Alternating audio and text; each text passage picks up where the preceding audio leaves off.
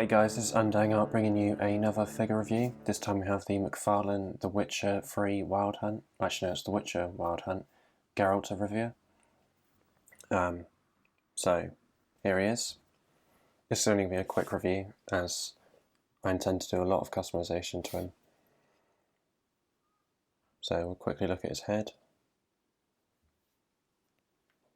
I say quickly, we also failed to focus. So I think the sculpt is there. Looks like him. Looks a bit chubby, but I think that might be because of the lack of neck that he has. The scarring looks pretty good. The hair's nicely sculpted. It's even tied around at the back, like the game. There's a weird hair on the back. Can't get that off. We'll get that off later. Nice sculpt to the sculpt to the tailoring. The chainmail, lovely shine on that. He's missing a few paint details, but I will rectify that. Nice sculpt to the hands. And then this, which I forgot what it's called. The medallion looks pretty good.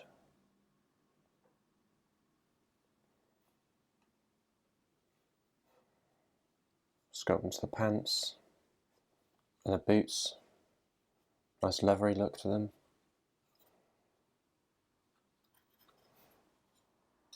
So, take a quick look at his accessories. Comes with a werewolf head. Well, I believe it's a werewolf head, it could be a different type of werewolf. Nice sculpt to the severed head. Nice shine. Like the little scar or damage it has on him. The rope looks good. Nice and soft plastic, so you can just hook it under. Bit too toy-like there, but I can rectify that. And then basically what you do is just put it on him like in the picture behind me. Just put it in his hand. I haven't done this before yet, so... Oh, it's a much tighter grip than the other hand.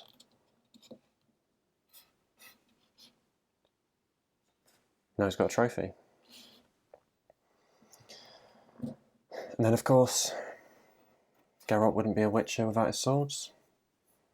So here's the scabbard. Nice sculpt to that, quite plain paint-wise, weathering-wise. Mine's bowed a little bit in the packaging. And then the sculpts for the swords. Here's a steel sword. If you haven't played the game, this one is when you kill humans with this.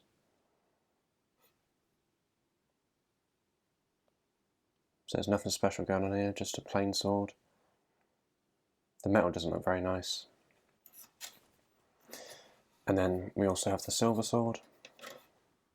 And this one is for killing monsters. Is it not focusing? Because I think it's not focusing because Geralt's there, so we'll try that again.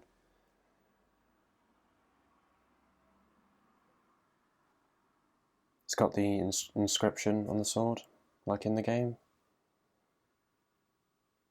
Nice sculpt as well, but it's lacking in paint.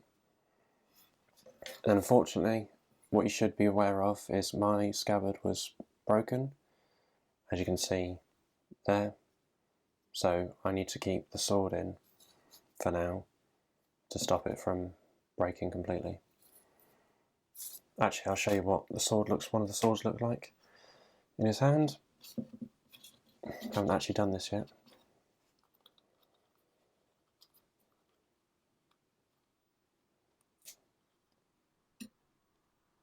Bloody hell, that's tight. Come on.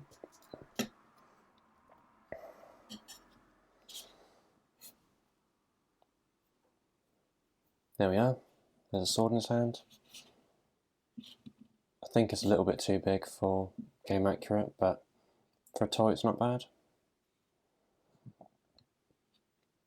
And then we'll put the sheath on his back as well. Show you what that looks like. And then we'll get into articulation. Put the sword back. So his head is on a ball joint. Okay, I'm going to take off the sword because that's going to get in the way. Head's on a ball joint. Because of the hair, it can only really look left and right. You can look down a little bit and up. No, you can't look up. Then the arms, they're on a, can't remember what you call this, a ball joint. Is there a butterfly? Yep, there's a butterfly joint as well. So it goes in and out a little bit. Double jointed elbows. And then normal Mcfarlane style hands. Keep forgetting what you call these. The torso is a rubbery plastic. So if you do use the ab crunch, it looks a bit weird, as if its chest has been caved in. So I think I won't be using that. There's his head gone. And the legs, they are the normal Mcfarlane style legs. So you don't really have any thigh swivel. No, not at all. Double jointed legs again. Haven't actually used them yet. Oh, that's stiff. As far as they'll get. And then these, the feet, is also on a ball joint. And I think so far this is the best feet because they actually sit, like the ball is right where it should be, so it can actually get a good swivel instead of the weird Mcfarlane swivel if you have any other Mcfarlanes. So I don't have many 7-inch figures, so here we have him with the Mafex Infinity War Thor and the Mezco Anung and Rama or PX exclusive Hellboy.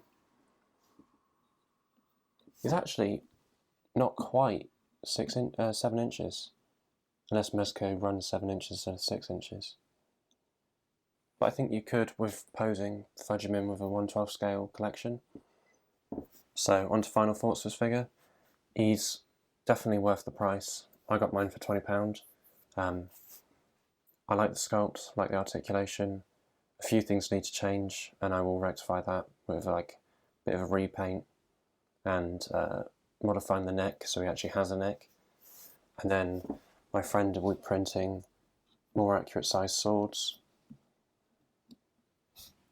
as these swords are way too big for the video game. So stay tuned for my custom review of that. And if you liked the video, hit the like button, and if you didn't, hit the dislike, and let me know in the comments section below. And I'll catch you in the next one. Peace.